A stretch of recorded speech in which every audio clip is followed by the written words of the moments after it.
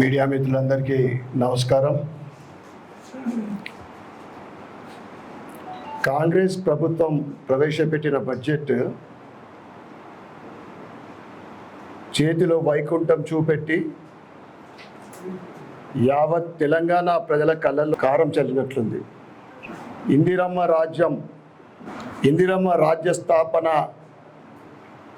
అని చెప్పి యావత్ ప్రజలకు నయవంచన చేసి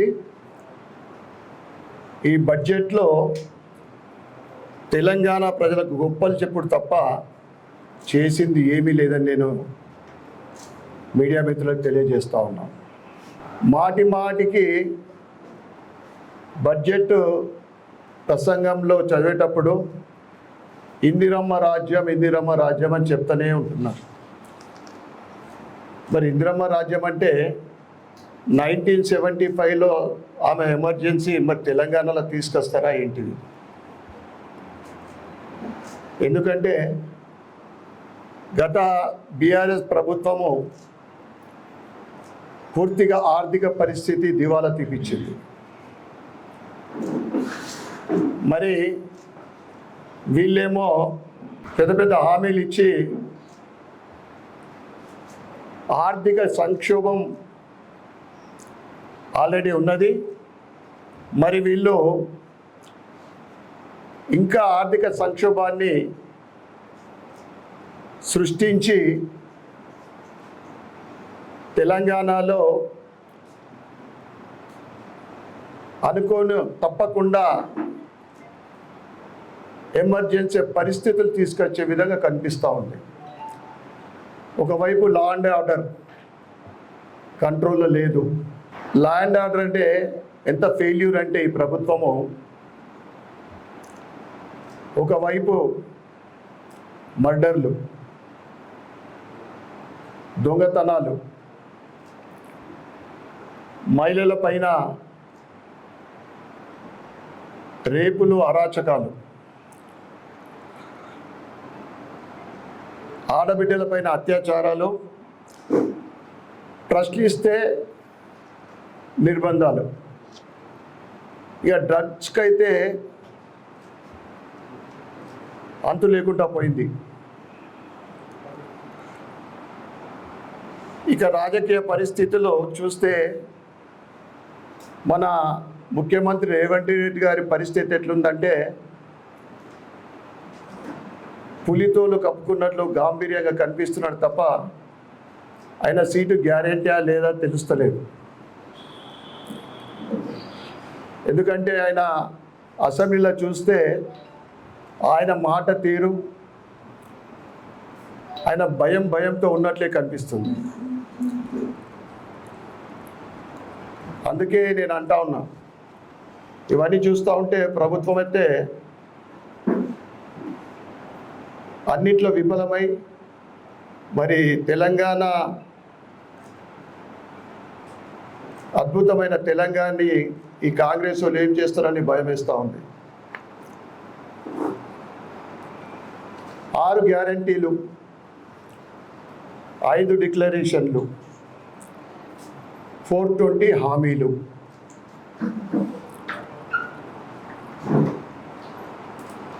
ఇవన్నీ కూడా 100 రోజుల్లో అమలు చేస్తా అని బడ్జెట్లో పెద్ద గాడిద గుడ్డే చూపెట్టిండ్రు. ఇది కాంగ్రెస్ ప్రభుత్వం పనితీరు.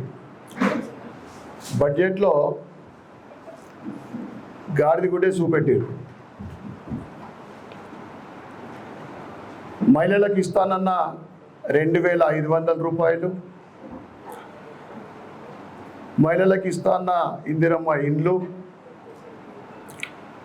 విద్యార్థులకు విద్యా భరోసా కింద 5 లక్షల రూపాయలు,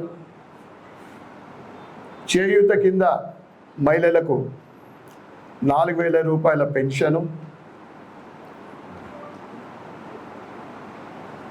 వీటన్నిటి కూడా కాంగ్రెస్ ప్రభుత్వము గాడిద గుడ్డే చూపెట్టింది.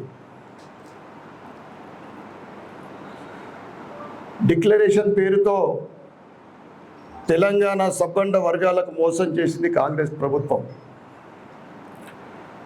వరంగల్ భద్రకాళి సాక్షిగా రాహుల్ బాబా అనే స్వయాన కాంగ్రెస్ ప్రభుత్వం రైతు డిక్లరేషన్ వరంగల్లో చేయడం జరిగింది. రైతులకు కౌలుదారులకు ఇస్తానన్న 15,000 రూపాయల రైతు భరోసా పత్తా లేదు. రైతు కూలీలకు ఇస్తాన్న 12,000 రూపాయల ఊసే లేదు ఈ బడ్జెట్లో. ఏకకాలంలో 2 లక్షల రుణమాఫీ. అందుకే భారతీయ జనతా పార్టీ స్టేట్ ఆఫీస్లో కాల్ సెంటర్ పెట్టడం జరిగింది. మా ప్రభుత్వం ఏర్పడితే డిసెంబర్ 9న సోనియమ్మ జన్మదినాన్ని ఏకకాలంలో ఎటువంటి షరతులు లేకుండా 2 లక్షల రుణమాఫీ అని చెప్పి అనేక షరతులు విధిస్తూ వైట్ రేషన్ కార్డ్ అని, ఫ్యామిలీ సర్టిఫికేట్ అని, ఈ విధంగా వీలైనంత కోతలు విధిస్తూ ఉంది ఈ రైతు రుణమాఫీలో. డిసెంబర్ 9 అనుకుంటే అన్నీ కూడా 100 రోజులు అన్నారు. ఆ 100 రోజులు అయిపోయాయి. 1,00,000 రూపాయల రుణమాఫీ ముందు అనేక మంది రైతులు ఫోన్ల ద్వారా వాళ్ళ ఆవేదన తెలియజేస్తూ ఉన్నారు. మాకు రుణమాఫీ కాలేదు అంటే కాంగ్రెస్ ఎన్ని ఆంక్షలు పెట్టిందంటే వీలైనంత కటాఫ్ చేయాలి. ఆ తర్వాత 1.5 lakhs మొన్న 3 రోజుల క్రితం. ఈ రెండు కలిపితే 12,000 కోట్లు అయింది. మీరు చేస్తున్న 31,000 కోట్లు. 2 లక్షల రుణమాఫీ 15th ఆగస్టు లోపల 31,000 రూపాయలు మీరేదైతే అనౌన్స్ చేసిండ్రో ఎటువంటి ఆంక్షలు విధించకుండా మీరు రైతు రుణమాఫీ చేయాలని భారతీయ జనతా పార్టీ డిమాండ్ చేస్తూ ఉంది. ఇక భాగ్యలక్ష్మి, ఎందుకంటే ఎక్కడ డిక్లరేషన్ చేస్తే అక్కడ అమ్మవార్లు అది ఒట్టు పెట్టుకోండి. భద్రకాళి అయిపోయింది. ఇక హైదరాబాద్ వచ్చినప్పుడు యూత్ డిక్లరేషన్, భాగ్యలక్ష్మి అమ్మవారి సాక్షిగా జాబ్ క్యాలెండర్ విడుదల చేస్తాం జూన్ అని చెప్పి. సంవత్సరంలోపు 2 లక్షల ఉద్యోగాలు, నిరుద్యోగ భృతి 4,000 రూపాయలు, చదువుకునే వాళ్ళకు భరోసా కింద 5 లక్షల రూపాయలు. ఈ విధంగా చెప్పి నిన్న అసెంబ్లీలో జాబ్ క్యాలెండర్ విడుదల చేశారు. దాంట్లో మీరు ఎంతమందికి జాబ్ ఇస్తూ ఉన్నారు, ఎప్పటి వరకు ఇస్తారు, 2025 ఆగస్టు అని చెప్తా ఉన్నారు. కానీ ఏది క్లారిటీ లేదు. ఈ విధంగా యువకులని కూడా మోసం చేసింది కాంగ్రెస్ ప్రభుత్వం. ఇక అనేక సంవత్సరాల నుండి కార్పొరేషన్లు కావాలని అనేక మందితో పాటు అనేక కులాల వాళ్ళు డిమాండ్ చేయడం, పార్లమెంట్ ఎలక్షన్ల కన్నా ముందు చాలా కార్పొరేషన్లు డిక్లేర్ చేసిండ్రు. ఇది ఎట్లుందంటే వాళ్ళ పార్టీల ఉన్న సీనియర్ నాయకులకు ఉద్యోగాలు ఇచ్చినట్లుంది. అంతే తప్ప అంటే నువ్వు కార్పొరేషన్ డిక్లేర్ చేస్తేవి ఇప్పటికీ 1 రూపాయి కూడా విడుదల చేయలే. కాంగ్రెస్ నాయకులకు నిరుద్యోగులకు ఉద్యోగాలు ఇచ్చిన పరిస్థితి. ఇది కార్పొరేషన్ వీళ్ళు చేసింది. ఇక బడుగు బలైన వర్గాల ప్రభుత్వం అంటేనే ఇందిరమ్మ ప్రభుత్వం, కాంగ్రెస్ ప్రభుత్వం. ఇందిరమ్మ రాజ్య స్థాపన అంటూ గొప్పలు చెప్పే కాంగ్రెస్, రేవంత్ సర్కార్ అసెంబ్లీ సాక్షిగా ఎస్సీ ఎస్టీ బీసీ వర్గాలను మోసం చేసింది. ఎందుకంటే ఎస్సీ ఎస్టీ డిక్లరేషన్ పేరుతో దళిత గిరిజనులకు బీఆర్ఎస్ ప్రభుత్వము దళిత బంధు 10 లక్షలు ఇస్తే మేము 12 లక్షలు ఇస్తాం, ఇది కూడా 100 రోజుల లోపల ఇస్తాము దళిత బిడ్డలకు అని చెప్పి బడ్జెట్లో దాన్ని ఊసేలేదు.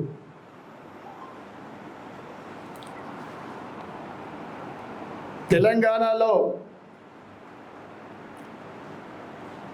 అత్యధిక శాతం 50% పైన ఉన్న బీసీ వర్గానికి మోసం చేసింది కాంగ్రెస్ ప్రభుత్వం. ఎందుకంటే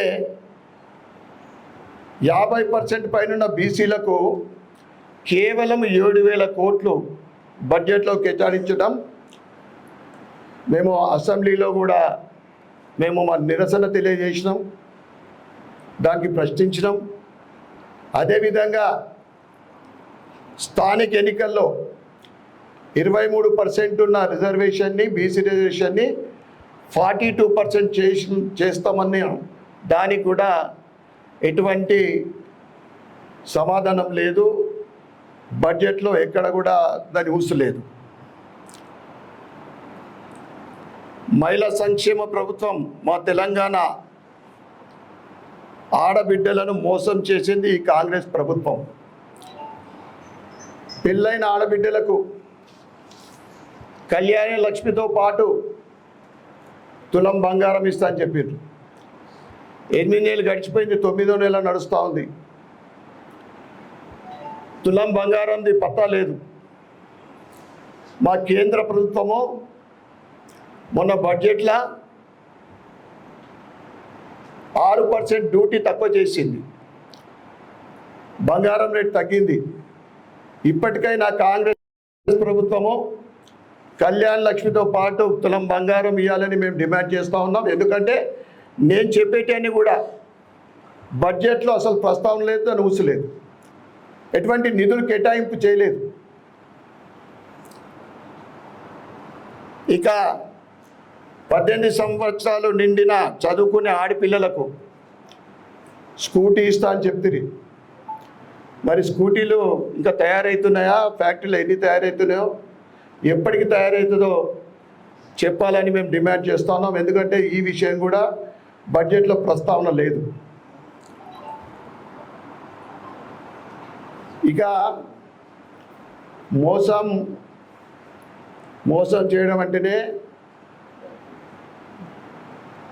స్వతంత్రం వచ్చిన తర్వాత ఎవరు నేర్చినా కానీ కాంగ్రెస్ నుంచే పుట్టిందే వాళ్ళతోటి.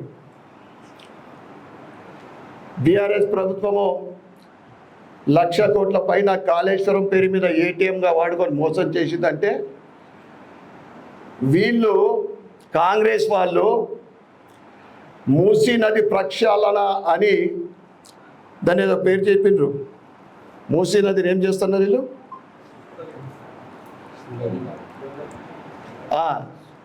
1.5 lakh crores ప్రజాధనాన్ని దోచుకునడానికి ఇదొక మూసి అనేది అడ్డం పెట్టుకొని ప్రజాధనాన్ని దోచుకోవడానికి ప్లాన్ చేసిందని మేము చెప్తా ఉన్నాం. అదేవిధంగా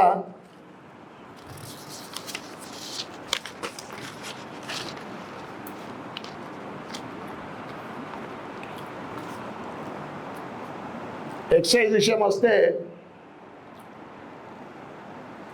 బెల్ట్ షాపులు ఎత్తేస్తామని చెప్పిండ్రు ఎలక్షన్ కన్నా ముందు. బడ్జెట్లో గత ప్రభుత్వం కన్నా 7,000 కోట్ల ఆమ్దాన్ ఎక్కువ ఉంటుంది మాకు ఎక్సైజ్ నుంచి అని ఆ బడ్జెట్లో చెప్పడం జరిగింది. మీరు ఏ విధంగా వైన్స్ మీద రేట్లు పెంచుతారా అంటే, ఒక ఎమ్మెల్యే అడిగితే లేదు రేట్లు పెంచామన్నారు. అయితే మీరు ఎత్తేస్తున్న బెల్ట్ షాప్లో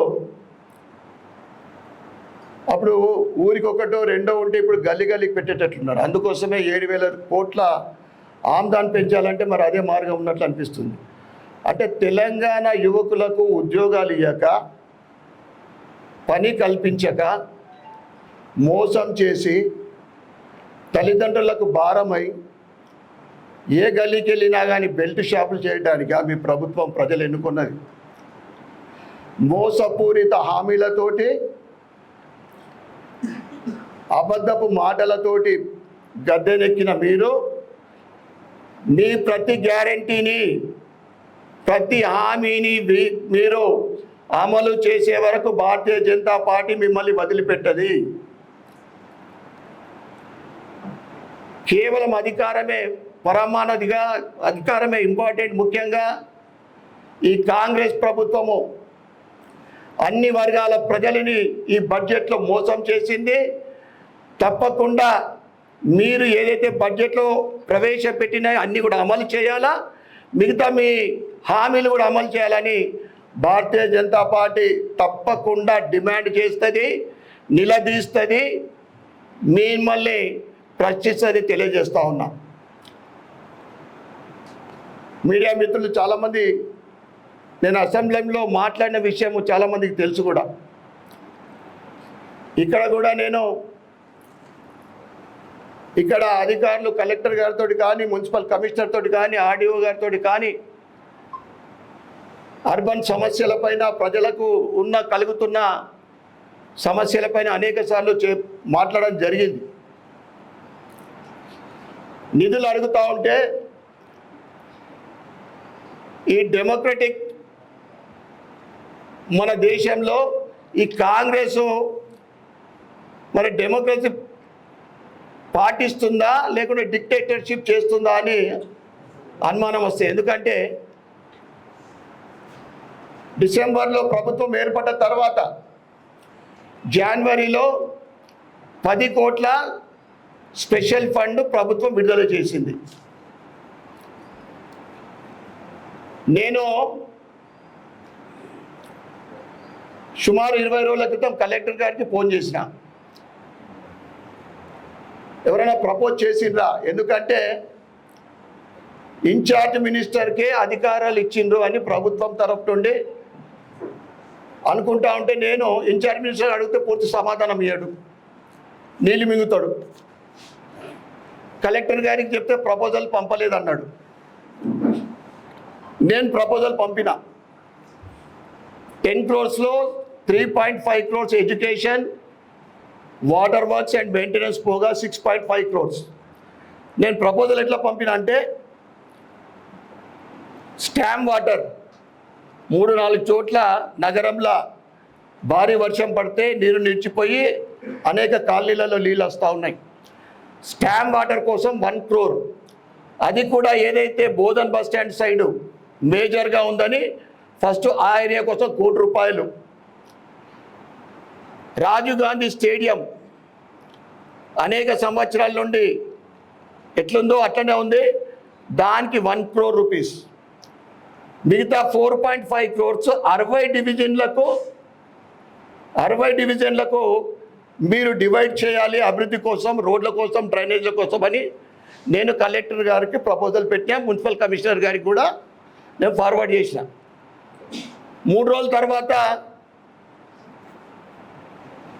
ఓడిపోయిన ఎమ్మెల్యే షబీర్ అలీ గారు ప్రపోజల్ పంపించారు, పాస్ చేసారు ఆల్రెడీ. ఎందుకంటే ఇన్ఛార్జ్ మినిస్టర్, నేను అడిగితే సమాధానం లేదు, మీరు ప్రపోజల్ పంపించారు, అది కన్ఫర్మ్ అయిపోయింది. ఇది కాంగ్రెస్ ప్రభుత్వ పనితీరు. మాది ప్రజాపాలన, ప్రజల కోసం పనిచేస్తున్నది, ప్రజల సంక్షేమమే మా ముఖ్య ఉద్దేశం. మాటలు చెప్పుడు గొప్ప, చేసేటని గిసుటి పనులు. దీని విషయం కూడా మళ్ళీ ప్రభుత్వాన్ని నిలదీస్తాం. భవిష్యత్తులో ఇటువంటి ఈ స్పెషల్ ఫండ్ కానీ ఏదైనా కానీ ఏ స్థానిక ఎమ్మెల్యే దృష్టికి లేకుండా ఎటువంటి ఫండ్ రిలీజ్ అయినా ఏదైనా కావాలి, మా దృష్టికి లేకుండా ముందుకు పోవద్దని మేము ప్రభుత్వాన్ని నిలదీస్తాం. స్థానిక సమస్యలు అయితే గతంలో అనేక సార్లు చెప్పుకున్నాం, ఇప్పుడు కూడా చెప్పుకుంటా ఉన్నాం. అసెంబ్లీలో ముఖ్యంగా మేజర్ ఇష్యూస్ మాట్లాడినా. రేవంత్ రెడ్డి గారికి నేను లెటర్ కూడా ఇవ్వడం జరిగింది. ముఖ్యంగా సుదర్శన్ రెడ్డి గారితో నేను మాట్లాడతా, పెద్దలతో అన్నాడు, మీరు మాట్లాడండి సార్, పర్వాలేదు, సంతోషమే, కానీ అర్బన్ విషయంలో చాలా ఘోరమైన పరిస్థితి ఉంది. రోడ్లు, డ్రైనేజీలు, బ్యూటిఫికేషన్ అసలు లేనే లేదు, పేరుకు మాత్రమే.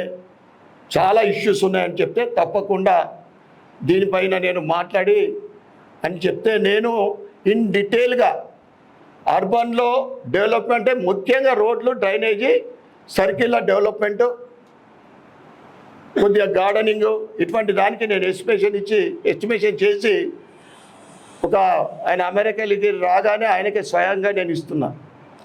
తప్పకుండా నిధులు విడుదల చేసే వరకు నా ప్రయత్నము, నేను దానికి విడిచిపెట్ట, నా ప్రయత్నం కొనసాగుతాను మీ అందరికీ కూడా తెలియజేస్తూ ఉన్నాం. ముఖ్యంగా నేను అసెంబ్లీలో మాట్లాడింది, తెలంగాణ యూనివర్సిటీలో ఇంజనీరింగ్ కాలేజ్ లేదు. పేదలకు ప్రైవేట్ కాలేజీలో చదివించాలంటే వేలాది రూపాయలు. డబుల్ బెడ్రూమ్లో విషయంలో కూడా నేను రేవంత్ రెడ్డి గారికి నేను ఏం చెప్పినా అంటే 400 అయిపోయి శిథిలావస్థకు వచ్చినాయి. 80% ఒక 265 ఇండ్లు, వీటికి ఫండ్ కావాలని చెప్పిన. ఐటీ హబ్ గురించి కూడా మాట్లాడినా. 40 కోట్లతోటి కట్టిన ఈ ఐటీ హబ్ ఎటువంటి, శ్రీధర్ బాబు గారికి లెటర్ ఇచ్చిన నేను ఐటీ మినిస్టర్ గారికి, ఎటువంటి అభివృద్ధి లేదు. ముఖ్యంగా కారణం ప్రముఖ కంపెనీలు లేకపోవడమే. 680 కెపాసిటీ ఉన్న ఐటీ హబ్లో కేవలం 260-70 ఇప్పటి వరకు. అది కూడా ఎటువంటి లీడింగ్ కంపెనీ లేకపోవడం వల్ల ఇన్ఫ్రాస్ట్రక్చర్ కూడా సరిగా లేదు అక్కడ. వీటన్నిటిపైన దృష్టి పెట్టాలని చెప్పడం జరిగింది. ఇక అన్నిటికన్నా ముఖ్యమైనది, చాలామంది మేము మాట్లాడినాం, వారు కూడా బడ్జెట్లో మేము నిజాం షుగర్ ఫ్యాక్టరీని తెరిపిస్తామని కానీ అందరు సపోర్ట్లు కొట్టిరు, కానీ ఎప్పుడు తెరిపిస్తారు, ఎంత బడ్జెట్ అనేది కేటాయించలేదు. మీరు ముత్యంపేట షుగర్ ఫ్యాక్టరీ కానీ, నిజాం షుగర్ ఫ్యాక్టరీ ఈ ప్రభుత్వం తెరిపించాలా, మీరు బడ్జెట్ కేటాయించాలని మేము చెప్పడం జరిగింది అక్కడ. ఇక గృహజ్యోతి విషయంలో అయితే మహాలక్ష్మి స్కీమ్, ఉచితంగా బస్సులు తిరుగుతున్నాయి, కార్పొరేషన్ అయితే మొత్తుకుంటుంది రూపాయి ఇస్తలేదు ప్రభుత్వం అని. మరి అది ప్రభుత్వం ఏం చేస్తుందో, ఎప్పుడు ఇస్తుందో, కానీ 200 యూనిట్లు అయితే చాలా ప్రాబ్లం ఉంది బస్. ఎందుకంటే 200 యూనిట్ మీరు కట్టద్దని చెప్పి మళ్ళీ 3 నెలల తర్వాత వేల రూపాయలు బిల్లు వస్తూ ఉంది. ఇది గృహజ్యోతి పరిస్థితి.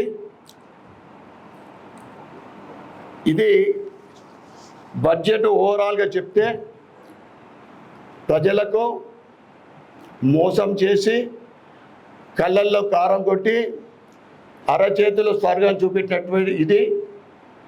వాళ్ళు ఇచ్చిన గ్యారెంటీలకు ఎక్కడ నిధులు కేటాయించలేదు. అవన్నీ కూడా మీరు ఇచ్చిన గ్యారెంటీలు, మీ హామీలు అన్నీ కూడా అమలు చేయడానికి భారతీయ జనతా పార్టీ ప్రజల పక్షాన పోరాటం చేయడానికి ఎప్పుడు సిద్ధంగా ఉంది తెలియజేస్తూ ఉన్నాం.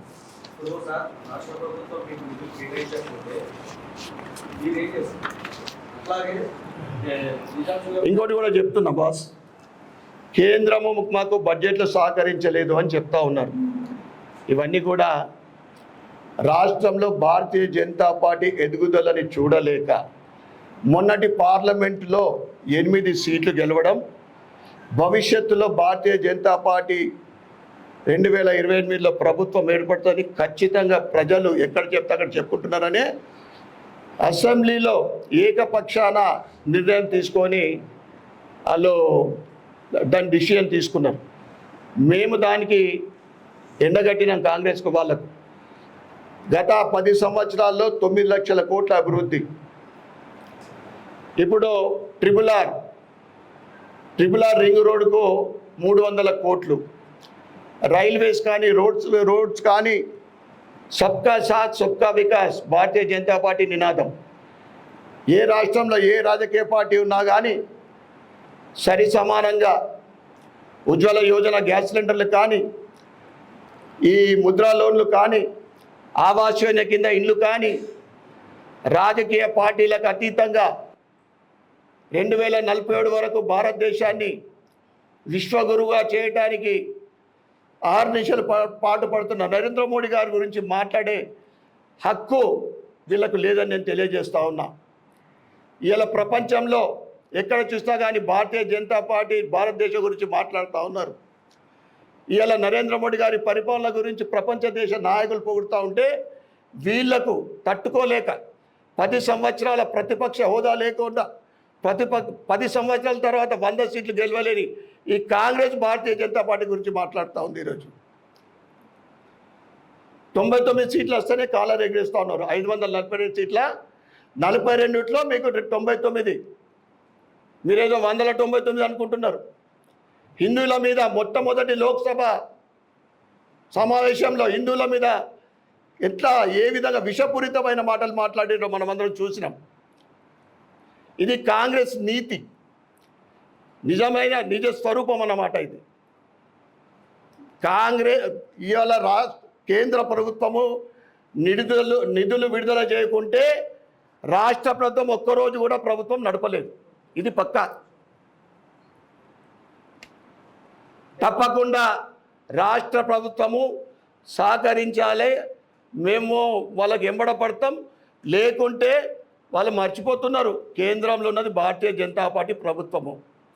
తప్పకుండా కేంద్రం నుంచి నిధులు తీసుకొస్తాం. అనేక రకాలైన స్కీమ్లకు కేంద్ర ప్రభుత్వం సహకారం చేస్తుంది. ఇలా రూరల్లో కానీ, అర్బన్లో కానీ, కార్పొరేషన్లకు కానీ. నిజామాబాద్ మళ్ళీ ఒకసారి చెప్తా ఉన్నా, మా ఎంపీ అరవింద్ ధర్మపురి గారి సహకారంతో రాష్ట్రంలో 2 కేంద్ర మంత్రులు ఉన్నారు. వారి సహకారంతో నిజామాబాద్ ఇందూరు పట్టణానికి స్మార్ట్ సిటీగా తీసుకురావడమే నా ధ్యేయము. స్మార్ట్ సిటీ తీసుకొస్తే మీకు మేజర్గా ప్రాబ్లం సాల్వ్ అవుతుంది. 1 సంవత్సరం లోపు నెక్స్ట్ ఇయర్ తప్పకుండా బడ్జెట్లో స్మార్ట్ సిటీ కోసం మా ప్రయత్నం చేస్తాం.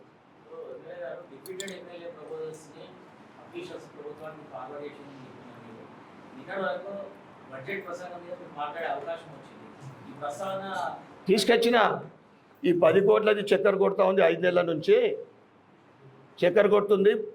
ప్రజలతో ఎన్నుకోబడ్డ ఎమ్మెల్యేకు ప్రజలు వచ్చి సమస్యలు చెప్పుకుంటారు. ఓడిపోయిన దగ్గరికి ఓడిపోరు. ఈ స్పెషల్ ఫండ్ మీరు ఇన్ఛార్జ్ మినిస్టర్ ద్వారా అక్కడ కాంగ్రెస్ ఎమ్మెల్యే ఉన్నా, ఓడిపోయిన ఎమ్మెల్యే ఉన్నా కానీ మీరు ఇస్తున్నారు. ఇది కరెక్ట్ కాదని మేము చెప్పినాం కూడా. అసెంబ్లీ ఎన్నికల్లో మీరు అన్ని సమస్యలతో పాటు దేవాలయాల భూముల మీద కూడా హామీలు ఇచ్చారు. కానీ అసెంబ్లీలో మొన్న జరిగినటువంటి సమావేశంలో మీరు ఎండోమెంట్ సంబంధించి దేవాదాయ శాఖ మంత్రి చెప్పినటువంటి స్పష్టమైన హామీ తీసుకోలేదు. ఆ భూముల రికవరీ గురించి అసలు మాట్లాడలేదు. దేవాలయాల భూముల గురించి నేను మాట్లాడినట్టు కిల్లా రామాలయాన్ని అభివృద్ధి చేయాలని నేను చెప్పిన. దాని విషయంలో నేను ఎండోమెంట్ మినిస్టర్ కొండా సురేఖ గారు కూడా నేను లెటర్ ఇచ్చిన. టూరిజం మినిస్టర్ కూడా నేను ఇవ్వడం జరిగింది. ఎందుకంటే నా తెలంగాణ కోటి రత్నాల వీణ దాశరథి నిజాం రాజుతోటి నిర్బంధించబడి మన కిల్లాల ఇవాళ ఏ దుస్థితి ఉందో అవన్నీ కూడా చెప్పడం జరిగింది.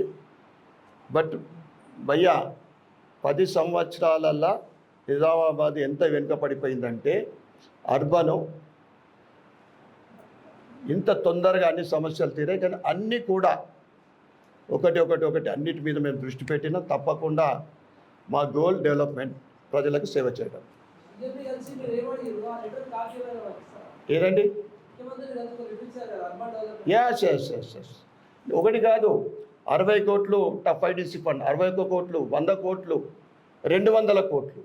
అంటే 200 కోట్లు మీరు నిధులు విడుదల చేయాలంటే దాన్ని డీటెయిల్ ఇస్తాను చెప్పి అదే ఇన్ డీటెయిల్స్ ఎన్ని కిలోమీటర్లు మనకు రోడ్డు కావాలి, ఎన్ని కిలోమీటర్లు మనకు డ్రైనేజ్, బ్యూటిఫికేషన్, డివైడర్ల, గార్డెన్లు, ఆ తర్వాత సర్కిల్స్, పార్కింగ్ల విషయం లేదన్న సజెషన్, ఇవన్నీ కూడా నేను మొత్తం ప్లాన్ అంటే ఆల్మోస్ట్ ఆల్ మున్సిపల్లో ఇదంతా డేటా ఉంది.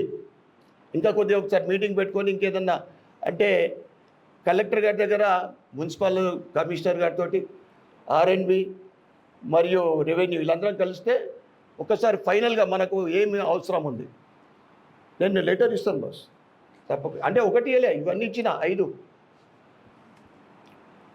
Okay, thank you.